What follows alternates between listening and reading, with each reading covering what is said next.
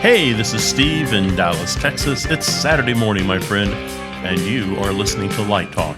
Hey, good morning. This is Stan in Gainesville, Florida. Today, we are discussing Too Many Lights, the Zone of Zen, what to do when your show is postponed, and important tech, all on Light Talk. And this is David, coming to you from the beautiful Belmont Shore neighborhood of Long Beach, California. And if you don't already know, you are listening to Light Talk, and we are the Lumen Brothers. Welcome, everyone, to episode 194. Another week in pandemic hell. It's almost over. I keep thinking about the future now. I hope. I think there is no future after episode 200. I think episode 200 marks when the world ends. I'm with Steve on that. I think we go for the tour at 200, and then we call it a day.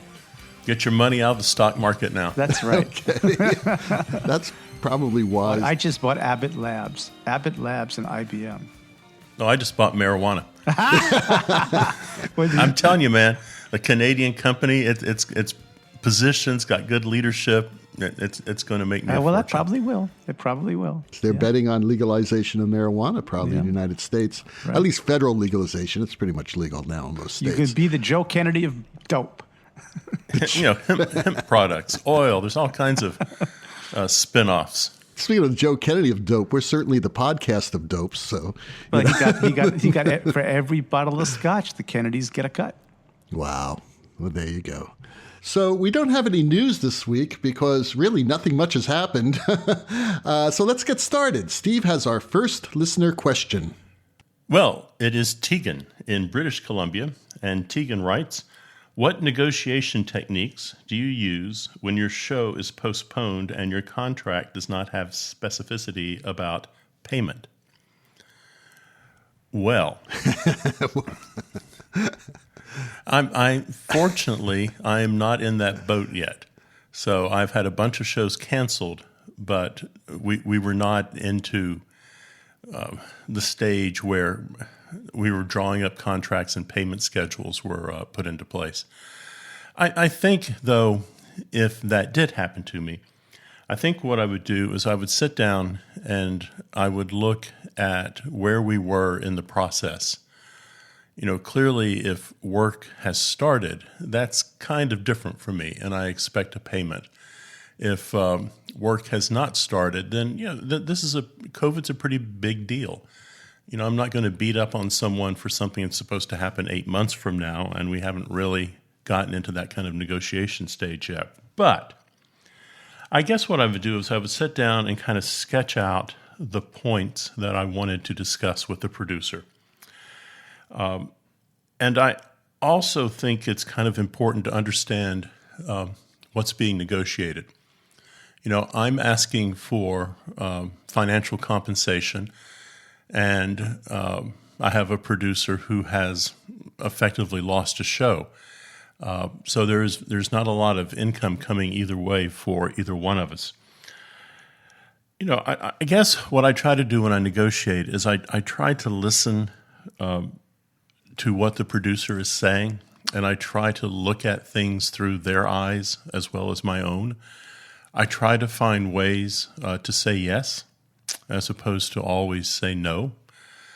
I do kind of fall back, I think, on a position of asking, what do you think is fair in this situation? So, you know, it's a tricky ground. I think David, you've been involved in this a lot more than I have. Yeah, a lot more. I mean, well, first of all, my first reaction is, why isn't there a postponement clause in your contract? A lot of people who don't go through union contracts neglect to put little things like that in there. Now, we all know that COVID is sort of what do they call that? An act of God, right? I mean, I think if you took it to court, you may actually lose because the producer could claim an act of God, you know, or force majeure. And there's usually a force majeure clause in every contract too. So you may lose on that. However, you should have a good idea between you and the producer or general director what your payment should be. Traditionally, the way payment schedules work is that you get 1/3 of the total fee when you sign the contract. You get the second third after you've submitted all technical drawings. That obviously would be the light plot, the shop order, the sections, or all the paperwork, and you get that second fee. And then the third fee usually happens either on first dress rehearsal or opening night. And that could be flexible. It just depends on what the tradition is for that particular theater. And I think this is actually a very timely question because so many people either had their shows canceled or postponed. And I had a couple of shows, well, 3 shows postponed, and the rest of them were canceled. And they can cancel them on force majeure, so you really have very little case. If you've started work and they've already paid you part of the fee and they cancel the show, you are not obligated to return that fee, especially if you've done a lot of work. Like in one of my shows that was canceled, I had already done all the shop drawings for lighting and set. And the show was already in the shop on bid, was getting bids back. And we actually even made some adjustments to lower the bids. So that I was deep into that production. That being said, because of COVID, this sort of put us in a new world. And a lot of this has to do with good faith. And good faith from the producers, general directors, artistic directors, and obviously good faith from you. So most people, actually all the people that I was contracted with, we came to a very good resolution and a very fair resolution and an understanding. And I think that's the best thing that could happen. So as Steve said, you need to talk to them and work it out. But I just urge you from now on always to have some type of a clause in there for postponement and cancellation. Stan? I don't do that much theater anymore, but I can offer an alternate perspective. And actually what you guys have described is very similar to what I experienced in theater, the 1/3, 1/3, 1/3 situation. And I rarely had a show canceled, but I think a couple of times I had to, for reasons outside my control, could not fulfill the production, in which case we just stopped at that first phase, that first third. But I don't even think they had paid me that. I might have sent technical drawings in, and I just, don't even send me the first third because I'm not going to be able to fulfill the contract. In architecture, where I work mostly now, it's sort of done a little differently.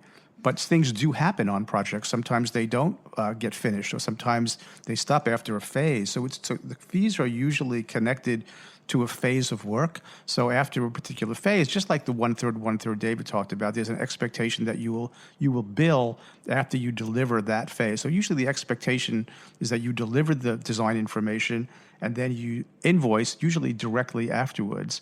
And then I usually put on my invoices a net 30, right? So they got 30 days to pay me. I'll probably wait 45 days before I reach out. Now, let's say a project, I did have one that didn't go all the way through, and I wasn't paid up into the phases that I had completed, which they were obligated to do. And I had to wait quite a while for that to happen. For whatever reasons, sometimes it took months. Even though the project was canceled. But I got paid up into the phase of the kind of work that I had completed. Now, I want to mention another thing. Sometimes there's redesign.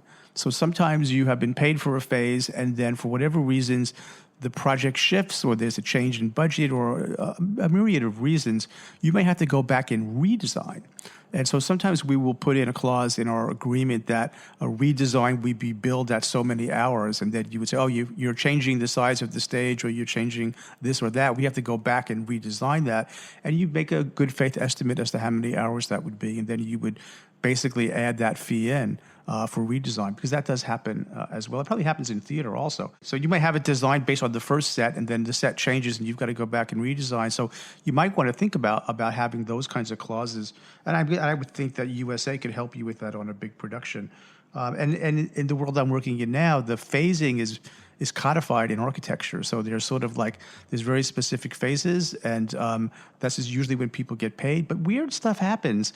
I mean, we just did one. It was 11 months ago. We did the work. We sent it in. We did the billing. And because then COVID came along, and we didn't get paid for 11 months, right? And all of a sudden the check arrives.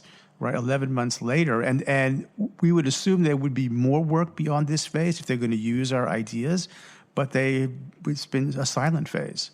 So sometimes we don't know. Sometimes they're fundraising.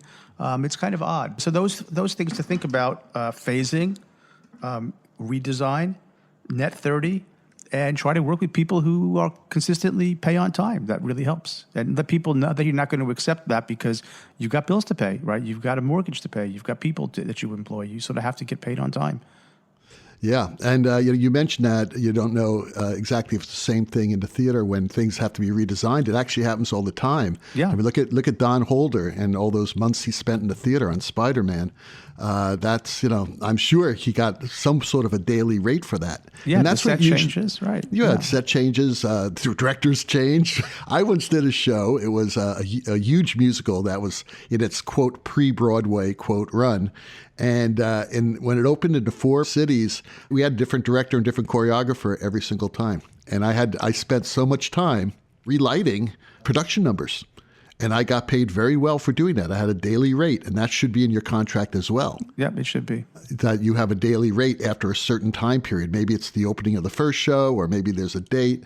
I can't imagine it not being some sort of either a soft opening or an opening where that date would be. Because shows change a lot up until opening night. Absolutely. But there needs to be a daily rate at that point. Yeah, well, that's sort of expected too. Architecture changes as well. The normal evolution of a project is one thing, but having to go back and redesign something that maybe you spent 20 hours doing, that's something else.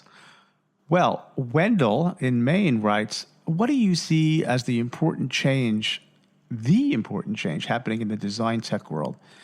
Yeah, I've been thinking about this a lot. I think there's a big shift happening where what we do in the theater, scenery, costumes, or people who work with soft materials, lighting, sound, are being embraced into other industries where we have not traditionally been a part of.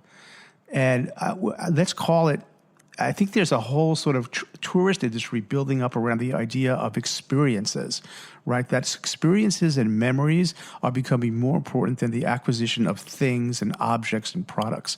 And man, that's right up our alley. And I think what's happening is some of these other industries, practitioners in those industries, they're sort of taking the magic of the theater is being sort of absconded with into these other industries, and we should be really careful about that. For example, just this morning, it's going to sound like a duh moment, but I get an email from the Illuminating Engineers Society, and they're going to do a webinar about dynamic lighting on exteriors, changing color, and what that... Now, what you're doing now in your house. That's right, like what I'm doing now. But the point I'm making is like all of a sudden for a lot of these non-stage design areas of the world are embracing, I would call it our mojo, our stuff. Like How dynamic. dare they? Well, I'm telling you. So I think it's important that's happening. And I'm having these conversations with architects too, and they're saying, and actually we have a program at UF called Themed Entertainment Integration, who we're working with, combining with, and they're saying there's a worldwide transformation going on, and they need our courses, and we need theirs. And so I think we need to start thinking about, I've been saying this my whole career, but more importantly, now it's really happening in a big way. It's a tsunami. And if we don't sort of protect our niche, it's going to get stolen from us. Right, so we need to be the ones that those industries look to, or we need to be able to be, a switch hitter. So one day we're doing stage design, and the next day we're doing building design, and I think, or environmental, or some themed environment in the middle of a jungle in the Amazon. I mean, there's so many things going on. So I think that's a really important change that's happening. And I think when we come out of COVID, we need to be ready for that. Our designers, our students, our industry needs to be ready to be in the game, or else we're going to lose it. That's my opinion. You know, it's really interesting, Stan, that you talked about themed, what do you say, themed entertainment integration? That's what it's called. TEI right. is what they're calling it. Okay, cool. Because we have an upcoming show with some heavy hitters in that field from Disney. Yeah. And we're going to be talking about all this. So let's write this down because I think that's going to be fantastic. We'll give you all an episode number as soon as we secure all the people. But it's going to be multiple people from Disney who actually specialize in this. I totally agree with Stan, and I think that schools need to start branching out. And that's something I was telling my own faculty, that we need to look at really what is the present and future, and acknowledge what is the past and what to leave behind, which is the most difficult thing to do. But sometimes as educators, we do have to leave the past. We Absolutely. Really do. And the past. I disagree. I think in the academic world, we move at the speed of a glacier. That's true. That is true. My point exactly. No disagreement there. And I'll be dead by the time anything changes. Oh, that's really funny, Steve. Okay. Rhoda in Berlin writes, has the master electrician ever told you that you have too many lights on the plot? Somewhat.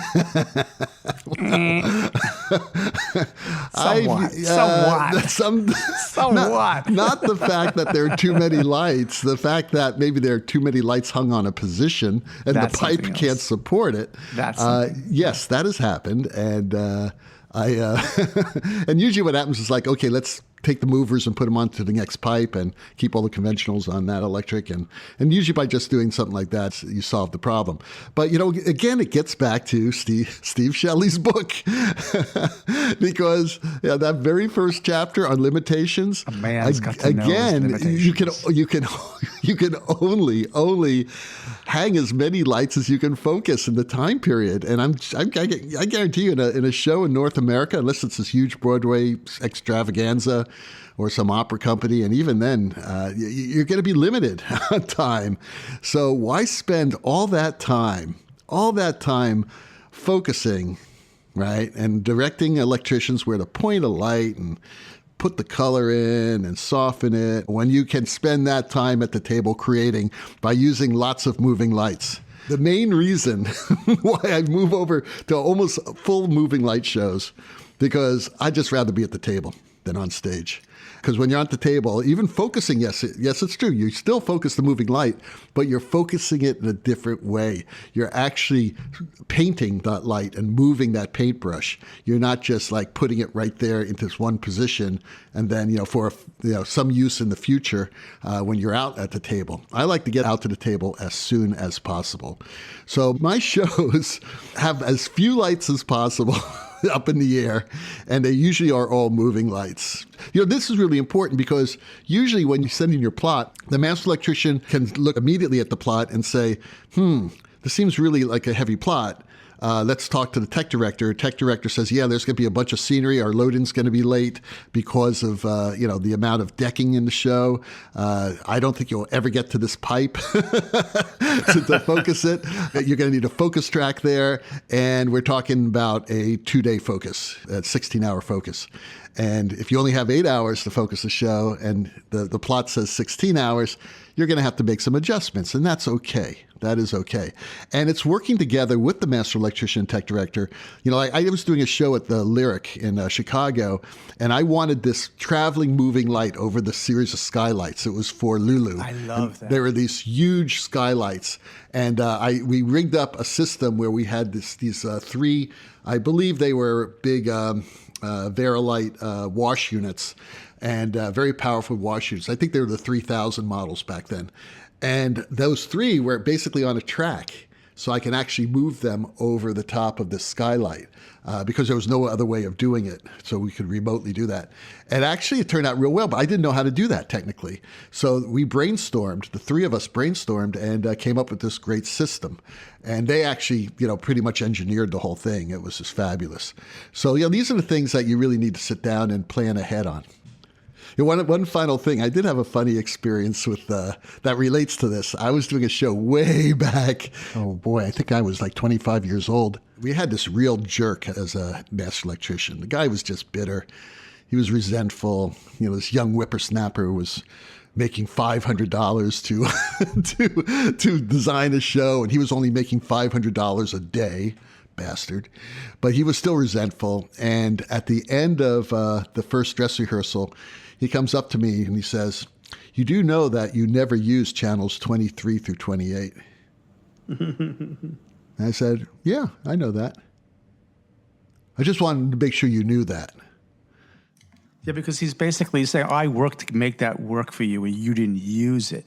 So he was feeling, like his work was for naught. Yeah, or he was accusing me of not knowing what I was doing. And I said, there are a lot of lights I focus I never use. They're called gamoots. Or the design changed. The design actually evolved where you're not going to use those anymore, because that stroke of light was essential at one time, and now it's irrelevant. And that's just what happens. It's called evolution of design. You talk to any Broadway designer, especially the ones during the 70s and 80s when they had a lot of conventional lights, you'll hear the same thing. That's a good example, David, because I worked at Production Arts, and we had like 3 white vans that would travel around Manhattan. And very often, the shows would come in with a lot of, the plots would be packed. Penn Billington was notorious for this, right? The plots were huge, and we'd send everything out, and the show would go into previews, and then they would open. And very often, we would be called to the theater, and our driver would go out, and he'd pick up a half a dozen or a dozen lights. They pulled them off the show, and then we would reduce them from the weekly payment so that the rental cost would go down. And the reason they did that is because the cost of putting the light up the first time when you have the whole crew there is relatively small. So you put a light everywhere you can put one. You don't know for sure if you're going to use it. And then once the show opens, then they would always go back and strip out what wasn't necessary. The cable would often stay. That would be too labor intensive. But they'd unplug it, take the sidearm off. There's a sidearm. Pull the fixture, bring it back to the shop, and then we go in. That's why we needed a computer system, because doing that by hand was problematic. With spreadsheet, we got a computer system. You just take that out of the inventory, and then the weekly cost would be reduced. And it made sense at the time. Absolutely. You are listening to Light Talk, and today Light Talk is sponsored by. This is a public service announcement from No More 10 out of 12s. A good deal has been written about the perfect assistant. On time, prepared, the left side of the designer's brain. The list could go on and on. But what about the assistant that falls short? You know who I mean. Mr. Good Idea. What do you do? How do you make each moment an opportunity for redemption and learning? Well, now, it starts at the tech table. Set aside a special space right now for your troublesome assistant and designate that territory as your helper's safe space, or his or her happy space, or as we call it, the corner of shame. Working with Total Bastard Products, we can now offer, just in time for Christmas, the Corner of Shame gift set. For only $49.95, you will receive a Corner of Shame placemat with your assistant's name emblazoned in flashing red LEDs, a Corner of Shame sippy cup, and a Corner of Shame baseball cap that says pork chop. Order now, and we'll throw in a non-working headset that is guaranteed to keep your assistant out of trouble. And if you order in the next 24 hours, we will add the 4 CD collection of Light Talk episodes 1 through 200. Ooh. Sit back and enjoy almost 200 hours of Light Talk gibberish. Oy. Crack open the eggnog and indulge in enjoyable recollection of past episodes, starting with gaseous sea otters, destroying slinkies, tilt first, then pan. And my favorite, listen to the janitor. Don't come up short. Order now and avoid the rush when the theaters reopen. This has been a public service announcement from No More 10 out of 12. A bunch of oldies but goodies. And now, back to Light Talk. Well, the sound of those crazy ducks tells us that it's time again for another installment of Let's Talk About.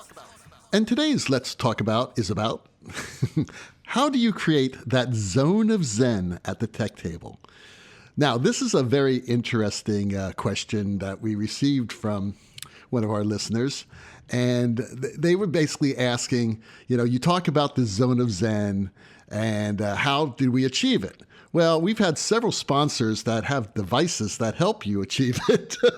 But however, when you can't afford one of these devices, there are some, what I believe are very simple concepts that are not easy to master and really take a lot of experience to master.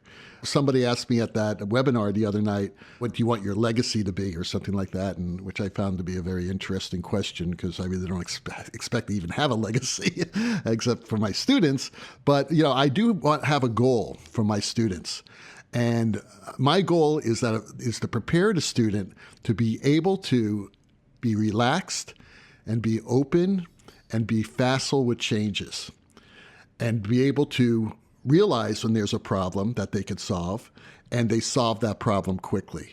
Now, that sounds simple, but in order to get to a point of Zen that you're able to do that, when you are stuck in the middle of the super pressure cooker in the middle of the theater with everybody sitting around you and all these electronics around you and the director talking to you in one ear and the stage manager talking to you in another ear, and then the costume designer is talking to you in a third ear, if I had a third ear, and you're trying to focus to get the show lit or to work on the atmospheres, that is very, very, very challenging. So I think that if students can get out of school with a way of staying calm and being able to be facile at the table, they will have very successful careers. And like I said at that webinar, we all know designers, lighting designers, who when you look at their work, the work may not be spectacular. They may not be doing the biggest shows on Broadway, the flashiest shows or whatever, but they're working all the time. And the reason why they're working all the time is because they have this ability to do that. Matter of fact, I would say you would never get to Broadway without having the ability to do that. And you'll never get to be a real, truly successful designer until you're able to do this. You can't be focused. So I cut this down to 3 phases of lighting design. And I had an inspiration shower this morning. I love those. I know. Remember inspiration showers? They're fantastic. Happens every day. Eureka. So there are 3 phases of the lighting design process. One is preparation and discovery, and that is coming up with your point of view, your approach, research, technical drawings, things like that. And that is all through the preparation and discovery phase. Then the second was on-site implementation, adjustments, and discovery. So that is during the load in and focus. So you have on-site implementations, adjustments, and discovery. Now, notice I said discovery once before, because through this entire process of these 3 phases, discovery is there. But adjustments is very, very important. And we kind of talked about this last week. We hit upon it about being able to make an adjustment during load in, because sometimes stuff happens that maybe it was a change, maybe the set wasn't built exactly right, things like that you have to make an adjustment. And again, you have to do it quickly and facilely. So that's the second one, on-site implementation, adjustments, discovery. And the third is in-theater atmosphere and transition creation, problem solving, and discovery. And that is during the technical rehearsals, the dress rehearsals, and the previews. So these are the areas I'm talking about, but the third one, in theater atmosphere and transition creation, happens at the tech table. So I think that it's just finding a way of becoming confident enough and not falling into the trap of having blinders on and just looking at the lighting. You got to look at the holistic event that's happening in front of you and realize if these atmospheres working to tell the story. Because if you're just looking at, oh my God, I need to put more light here, I need to take light over there, that person's a little dark, you're not listening to the story and you don't know if the lighting is doing anything. Do you guys have any suggestions? I think you're right. I also think it's like a first date. We were talking last week about how do you keep your crew under control. Without that zone of Zen, if you come into the theater and you're a little apprehensive, if you're a little nervous, a little jittery, you're a little aggressive, and there's an edge to your voice, all of a sudden you start winding up the crew. And everything, they're always waiting for the next shoe to drop. It's that first date. You go out, and if you work too hard to impress someone, the evening's going to go wrong. If you're trying to be funny, you're never going to be funny. It's being yourself and being comfortable in your skin, being confident, And simply, it's that old chestnut, treat people the way you want to be treated. It's easy for young designers, and when I say young designers, I mean inexperienced designers. It's easy for inexperienced designers to go into the theater and make it a competition. And boy, that is just a recipe for disaster. It may not be a terrible disaster, but you're certainly not going to get out of the staff, the actors, your colleagues, what you could get out of them if you were just there and being, in the moment and being a normal human being. A very good point. I cannot disagree with anything that any of you have said. It's all brilliant. But I will add one thing that's maybe a little bit outside the box. I really think that about one way to help you stay focused and clear and calm in a situation that is, by its nature, volatile, is daily meditation practice. You may think I'm crazy, but I'll tell you, it works. Hundreds of millions of people do it every day, and I think the West is catching on to that. So the West now does more yoga than they did in the 1970s. In the 70s, only the hippies did yoga. I think meditation practice, concentrate. It's not even concentration. It's just being able to have awareness of your own mind. There's so much benefit from it, and I do Headspace just about every day. It's on my phone, and whenever I get 20, I can do it in a 5-minute segment, a 10-minute, a 15-minute, or a 20-minute segment. David sometimes calls me and goes, "Are you okay? You sound sleepy." I'm like, "No, just in meditation." And actually coming out of meditation and talking to David is the perfect way. No. I usually send you into meditation, if you remember correctly. Let's tell the truth here. After my calls with Stan, he says, I got to end this. I need to go into Headspace for a while. That's right. That's exactly right. So, but I really do think if you look at the benefits of it, if you look at the science, right, there is a lot of evidence that supports it, and so all of your advice is good, but I think there's something about training the mind, something about understanding how the mind works, and meditation. I will tell you, used to do it a lot when I was younger. I moved away from it, and the last couple of years now, because my life was getting pretty hectic and there were some tension things going on, I said, I need to get back to that practice. And now all of a sudden I can get it on my phone, which I couldn't do in the 80s, right, or the 70s. And I really highly recommend it as a way for taming the drunken monkey that is your mind, so you can stay focused. But your mind goes wherever the hell it wants, right? And you think you have control over your mind, but really you don't as much as you think you do. It works on its own. And meditation will give you some control and some consciousness about your mind, where it is and how to bring it back and tame it, essentially. So I highly recommend that. And let me tell you what doesn't work, and that is alcohol or drugs. If you're having a dinner break and you've got a 4-hour rehearsal ahead of you, do not drink a cocktail. Do not, because it slows down your brain and cuts off the oxygen to your brain, which is its fuel.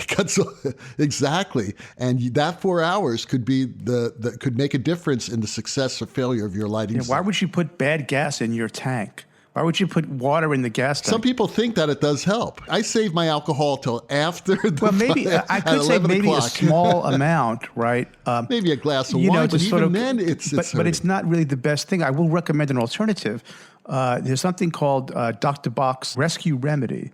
Rescue Remedy is a holistic thing. It has a tiny bit of alcohol in it, but it's mostly essences of various flowers, believe it or not.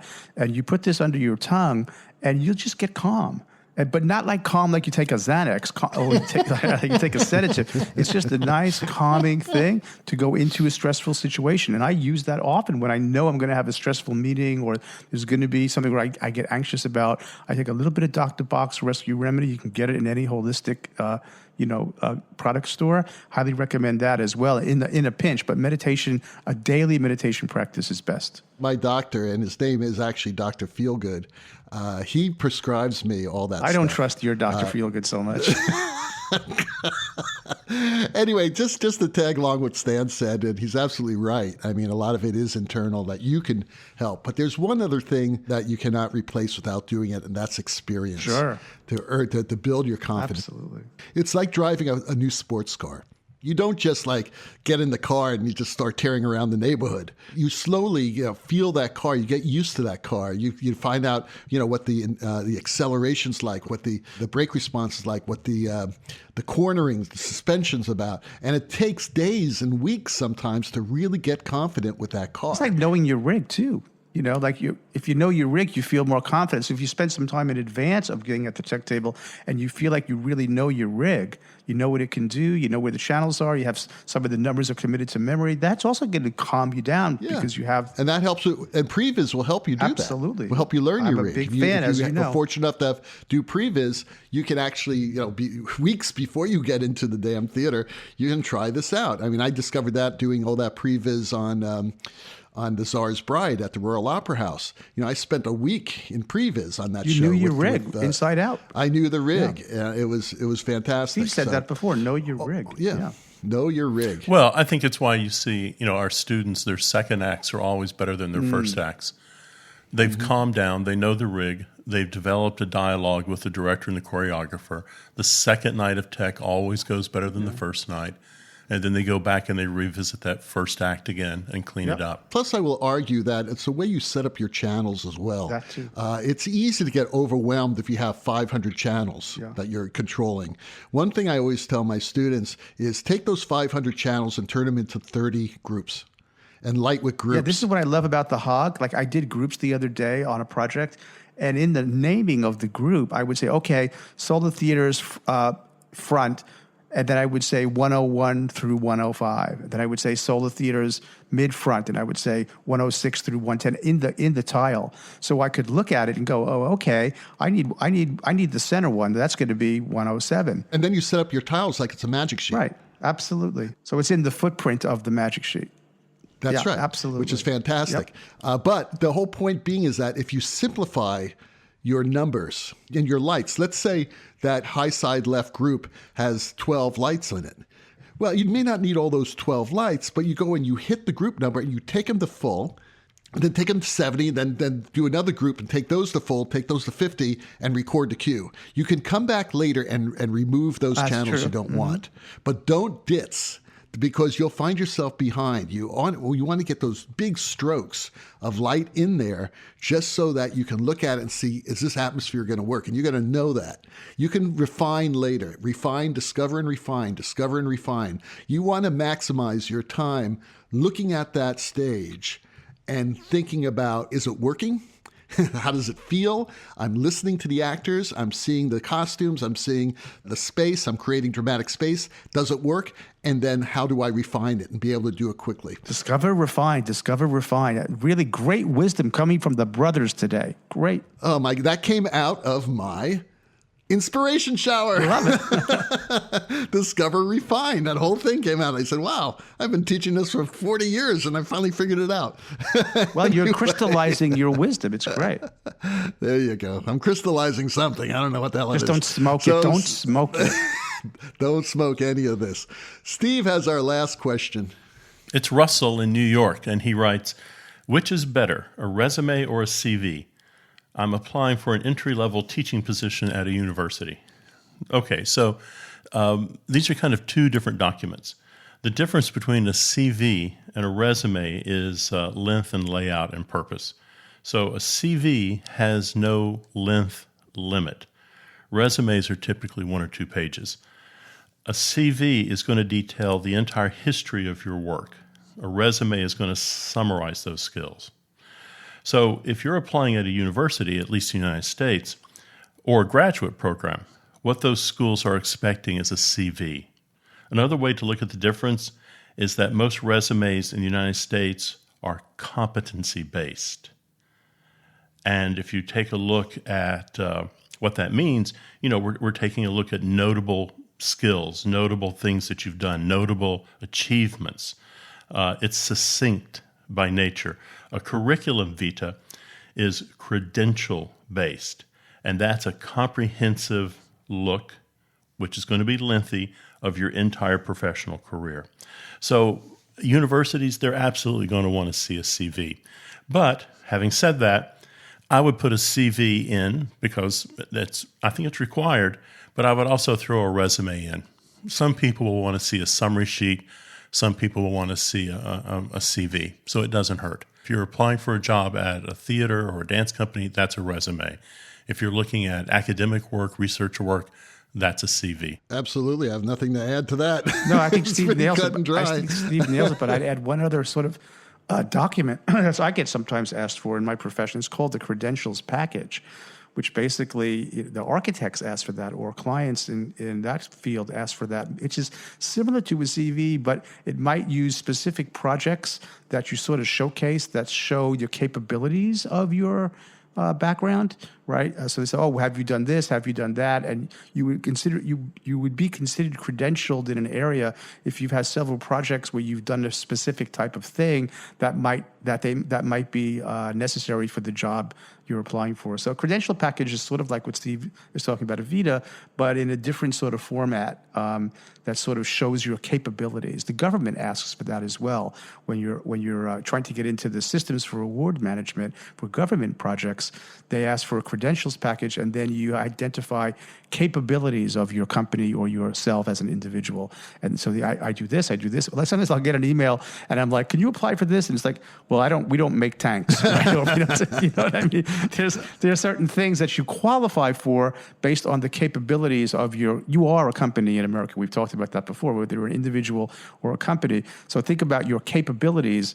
And then that Vita for academia shows that, but you can sort of format it differently for other types of applications. So tell me something, Stan. Do you use Light Talk on your credentials? I would not use Light Talk on a credentials package for the kind of work I'm doing now, but it would certainly be, it's a good point, David, but it would certainly be on my Vita for the university if I was going for a university job, because that's a sort of a form of publishing, it's sort of a form of disseminating information.